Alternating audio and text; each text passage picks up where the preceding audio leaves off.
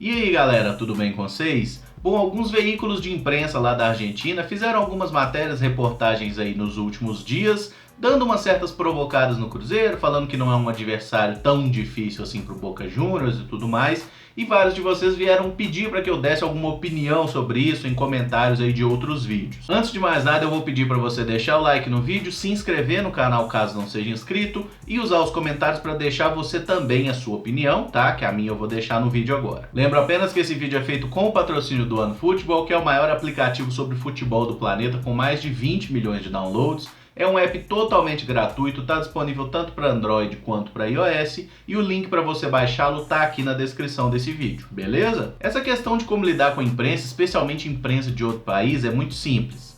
Quer falar? Deixa falar. Quanto mais falar, melhor. Mas uma coisa eu tenho certeza absoluta: jornalista não faz gol. E se fizer, não vale, porque só vale gol dos 11 de cada lado que estão ali jogando.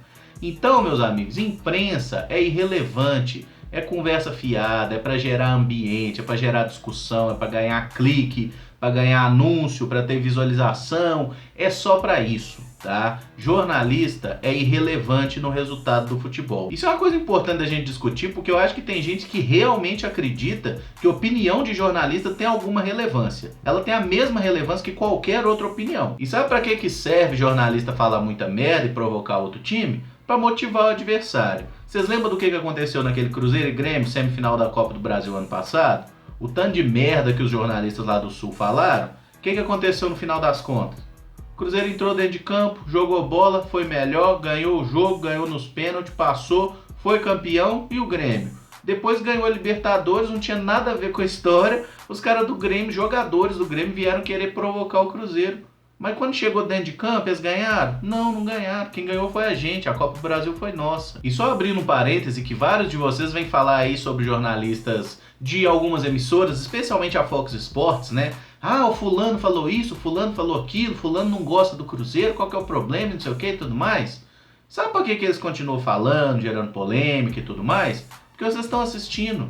Que vocês vão lá discutir, xingar o cara no Twitter e tudo mais. Vocês acham que o cara tá se preocupando com isso? Ele quer isso, ele quer ganhar nome, ganhar repercussão, ganhar notoriedade, ser mais conhecido, ficar famoso. Como? Rumando briga aí, rumando... Cada um tem a sua estratégia para ficar famoso. Tem gente que é assim, fale bem ou fale mal, fale de mim. E se vocês não gostam do produto que o cara faz, não consumam, para de assistir. Eu não assisto Fox Sports há alguns anos e a minha vida é muito melhor por isso. É um canal horroroso que faz um conteúdo extremamente parcial só para os assinantes de São Paulo e o pessoal de outros estados fica achando ruim e reclamando. Você sabe o que eles querem? Que reclame mais. Mas vamos fechar esse parênteses e voltar para a história de Boca Juniors mesmo, que é o foco do vídeo. Eu já falei isso algumas vezes em vídeo e repito mais uma. A América do Sul não tem nenhum bicho-papão. Não tem nenhum time que seja muito superior a todos os outros. Ah, o Boca Juniors tem 6 Libertadores. Bacana. Quando foi a última Libertadores que o Boca ganhou? 2007, tá? 2007 foi a última que eles ganharam. Eles chegaram em final, depois perderam pro Corinthians, um time que até então era totalmente sem tradição sul-americana, ou melhor, o Corinthians só tinha a tradição de fracassar, né, até então, e ganhou a Libertadores em cima do Boca. O Boca teve bons times nos últimos anos, chegou a finais e não ganhou. Quer dizer, nos últimos 10 anos eles não ganharam nenhuma, mesmo sendo apontados na maioria das vezes como favoritos. Porque aqui no Brasil os jornalistas só enxergam na Argentina Boca e River. Boca e River são favoritos, o resto é fraco, né? Colombiano, peruano, chileno, tudo mais, todos os outros times são fracos. Bons são os brasileiros, Boca e River. E até por isso que a gente vê os times brasileiros caindo com cada vez mais frequência para times até então pouco conhecidos, né? Os Jorge Wilstermann da vida estão direto tirando um time brasileiro de Libertadores aí e o pessoal não abre o olho, continua achando que todo mundo é fácil de ganhar. Então o grande ponto é, tem algum motivo para ter medo do Boca Juniors? Nenhum. Tá? Eles passaram pelo Libertad nas oitavas, ganharam os 2 jogos, bacana. Nós passamos do Flamengo, que é um time bem melhor que o Libertad, foi um duelo bem complicado, mas a gente passou, né? A gente perdeu em casa e todo mundo ficou meio puto por causa daquela derrota, porque a gente jogou o suficiente para pelo menos empatar ou ganhar o jogo, mas a gente perdeu, mas classificou, porque tinha ganhado na casa dos caras, não foi? Não passamos? É isso que conta. Libertadores não é dar show, Libertadores é seguir adiante e ficar com o caneco no final das contas. E eu tava dando uma olhada no elenco do Boca Juniors, assisti alguns jogos deles e tudo mais. É um bom time, sim. É inegável que o Boca Juniors tem um bom time, mas o Cruzeiro também tem, tá? E aí, se a gente resolver fazer uma comparação bem leve mesmo, vou só falar de alguns nomes aqui. Mais próximo do dia do jogo eu vou fazer um vídeo bem específico com uma análise tática e do elenco do Boca Juniors, como eu fiz dos outros adversários do Cruzeiro na Libertadores, tá certo? Mas vamos olhar ali o elenco do Boca. O Boca tinha problemas no gol. Aí contratou recentemente o Andrada, né, que era o goleiro do Lanús, inclusive, que foi vice-campeão da Libertadores ano passado. O Andrada é um bom goleiro? Sem dúvidas, ele é um bom goleiro, tem algumas limitações, como todo goleiro tem, mas é sim um bom goleiro. Ele é melhor que o Fábio? Nem fudendo. O Fábio é muito melhor que ele. Nas laterais, o Boca Juniors tem alguns bons jogadores? Tem. Na direita tem lá o Rara, que vem sendo o titular, e tem também o Buffarini. O Rara é um jogador já de 27 anos, nunca teve grande destaque na carreira, tá há alguns anos jogando pelo Boca, nunca foi um lateral brilhante, também não é um lateral que compromete. Mal comparando, é tipo um Ezequiel argentino. Se eu tô sendo irônico ou não aqui, cabe a você concluir. A outra opção de lateral direito é o Buffarini. O Buffarini é um cara que já está com 30 anos, né? E que a gente viu recentemente, ele teve uma passagem pelo São Paulo, uma passagem horrorosa. Ele saiu basicamente enxotado lá do Morumbi, foi realmente muito mal por lá. O nosso lateral direito é o Edilson, que é um jogador que não conseguiu jogar bem no Cruzeiro como jogou no Grêmio ano passado. Ele ainda está devendo, a gente reconhece isso. Mas querendo ou não, ele é um jogador conhecido por crescer em momentos decisivos, em jogos importantes. Então, será que o Edilson realmente fica devendo para os caras do Boca? Cada um faz sua avaliação. Na minha avaliação não fica. Na esquerda a gente tem o Egídio, que é um jogador bem irregular. O Boca Juniors tinha o Fabra, que está lesionado, né? Inclusive perdeu a Copa do Mundo por causa do lesão, ruptura de ligamento. Creio que só volte no ano que vem, ou talvez no finalzinho desse ano. Mas enfim, os laterais deles hoje são o Emanuel Mas, que é um bom lateral. Eu acho até um jogador defensivamente melhor que o Egídio, ofensivamente não produz tanto assim, mas o Emanuel Mas é um bom lateral. E tem o Lucas Olaza, que é um uruguaio, promissor e tudo mais, que entre outras coisas passou sem sucesso, foi um fracasso total no Atlético Paranaense, tá? Isso não tem muito tempo, inclusive. Então, se a gente olhar no fim das contas, a irregularidade ela é marca dos laterais dos dois times. Nenhum deles é brilhante. Todos têm suas virtudes, um melhor ofensivamente, outro melhor defensivamente, mas eu sinceramente não vejo nenhum dos times levando grande vantagem nesse aspecto. Quando a gente olha para a defesa, o Boca pagou mais de 5 milhões de euros lá no Izquierdos, né, o zagueiro que trouxe do futebol mexicano. De fato é um bom zagueiro, assim como o Goltz e o Magadjan, que são os outros zagueiros que jogam mais pelo Boca, também tem suas qualidades.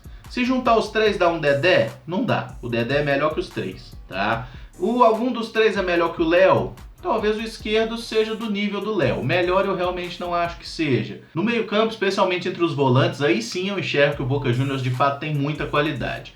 Eles têm o Barrios e o Nandes, que são dois bons volantes que inclusive disputaram a Copa do Mundo, né, a serviço de Colômbia e Uruguai. Eu gosto muito do futebol desses dois jogadores, acho eles muito bons de verdade. O que pode pecar para eles é que nenhum deles é muito experiente, ambos estão abaixo de 25 anos. O Fernando Gago é um bom volante, a gente conhece ele há vários anos, é um cara que também tem passagem até pelo Real Madrid, mas é um cara que fica mais lesionado, né, mais no departamento médico do que em campo. Mas concordo, é um bom volante, tá? O outro meio-campista que eles têm, Pablo Pérez, bom jogador, experiente, cadencia o jogo. É tipo um Henrique, né? Mas é um cara que tem uma carreira, digamos, mais consolidada, passou brevemente pelo futebol europeu. Enfim, é um bom volante. O Boca tem bons volantes de fato, mas o Cruzeiro também tem. Quando a gente olha nos meias do Boca, eles têm lá o Reynoso, que é um cara que ainda não conseguiu jogar no Boca nem metade do que jogou lá no Tajeres. Eles têm o Cardona, que é um bom meia, jogador colombiano, de seleção e tudo mais, e que tá sempre com problemas na balança. A gente sabe, né, vendo ele jogar, é bem fácil constatar os problemas que ele tem com o peso. O Pavon é um belíssimo jogador, tá? É um bom ponta, jogou Copa do Mundo agora recentemente, jogou porra nenhuma na Copa, mas enfim, tava lá, né? Jogador novo, bem promissor. Se a gente for comparar a função tática, né, e até mesmo a condição de referência que cada um tem, o Pavon seria pro Boca o que o Arrascaeta é pro Cruzeiro, tá? Os dois se profissionalizaram no mesmo ano, ironicamente, os dois no ano de 2013. O Pavon rodou um pouquinho mais, o Arrascaeta foi do Defensor diretamente pro Cruzeiro. E o pessoal que adora babar ovo de argentino, que me desculpe, mas o Pavon não é melhor que o Arrascaeta. Se você pega as estatísticas deles ano a ano, O Arrascaeta é muito mais produtivo que o Pavon, tem mais gol, tem mais assistência, é um jogador mais efetivo que o Pavon. O Pavon é bom? É bom. O Arrascaeta é bom? Também é bom. Os dois são bons, cada um tem sua utilidade para o seu time. Inclusive eu acho que a chave do confronto aí, a decisão vai passar pelo pé de um desses dois, tá? Eu acho que são de fato os dois jogadores que podem ser apontados como referências técnicas dos seus times. Aí o Boca tem ali um pouquinho mais à frente diversas opções. Eles têm o Carlitos Tevez, que pelo momento atual, eu acho que não vai ser nenhum heresia, mas eu acho que pelo momento atual a gente pode compará-lo ao Thiago Neves um pouco. É lógico que o Tevez foi um jogador muito maior que o Thiago Neves, ninguém está discutindo isso, tá? Eu estou falando que no momento, o Tevez ele teve uma queda tão absurda de nível nos últimos 2 anos, desde a passagem pela China na verdade, o Tevez caiu muito de rendimento, mas muito mesmo. E o Thiago Neves é um jogador que tá aí nessa, né? Faz um jogo bom, faz 3 ruim, 1 bom, 5 ruim, enfim. São jogadores que estão em um momento meio complicado de carreira, jogadores muito experientes, muito decisivos. Qualquer um deles pode decidir o confronto, como podem não jogar porra nenhuma. O Ábila é um centroavante que a gente conhece muito bem, um excelente finalizador, um jogador péssimo tecnicamente. E eu só gostaria de chamar a atenção para que vocês se lembrem de como era o rendimento do Ábila quando ele estava aqui no Cruzeiro, nos jogos em que ele era bem marcado. Aquela Copa do Brasil 2016, Cruzeiro e Grêmio, que a gente foi eliminado na mesma semifinal para o Grêmio que a gente passou no ano seguinte. Vocês lembram o que aconteceu? O que aconteceu com o Ábila sendo marcado por Jeromel e Kahneman? Vocês lembram de como o Ábila produzia pouco em clássicos, de como o Ábila perdia muitos gols? É esse o meu grande ponto. O Ábila é um ótimo centroavante, mas se ele enfrentar zagueiros muito bons, como na minha visão o Cruzeiro os tem, ele não consegue render. Mas a gente nem tem muito o que falar do Ábila, porque ele é reserva do Boca, tá? Porque o atacante titular deles voltou agora recentemente, que é o Benedetto, que é um excelente camisa 9, é um ótimo centroavante, por ser finalizador, por ser técnico, por saber sair da área, dar ótimas enfiadas ali, especialmente para as entradas do Pavon e do próprio Vigia em diagonal. E esse é um cara, sim, que o Cruzeiro tem que respeitar muito, porque o Benedetto é muito bom centroavante e pode fazer a diferença para os caras.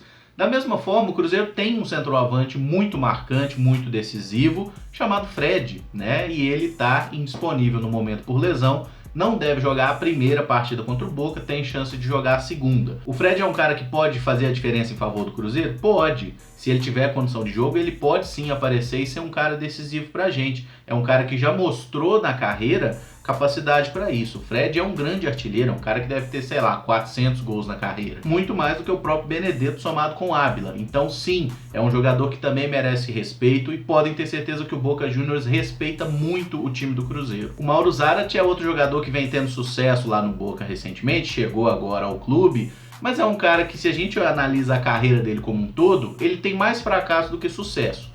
Ele já jogou, se eu não me engano, em 11 ou 12 clubes na carreira e na grande maioria deles ele foi mal. Eu acho que esse vídeo está ficando mais longo do que eu gostaria, então eu vou parar de falar sobre os jogadores em si e deixar isso para o vídeo que eu farei mais próximo do confronto, tá? Mas basicamente a ideia aqui é passar que não existe Super Boca, tá? É um bom time, o Cruzeiro também é, os dois vão se enfrentar, ambos as equipes se respeitam muito, mas ninguém tem medo de ninguém. Serão 2 grandes jogos e quem vai ganhar é quem for mais competente. E se o pessoal da imprensa argentina, os próprios torcedores do Boca e tudo mais quiserem provocar o Cruzeiro, falar merda, deixa falar. Ninguém ganha apelido de La Bestia Negra à toa. Bom galera, o vídeo fica por aqui. Se gostou, deixa o like, se inscreve no canal, compartilha aí se tiver vontade. E claro, deixa a sua opinião nos comentários, que isso tudo é muito importante pra gente abrir discussões, beleza? Muito obrigado por acompanhar, um abraço, até o próximo vídeo. Valeu!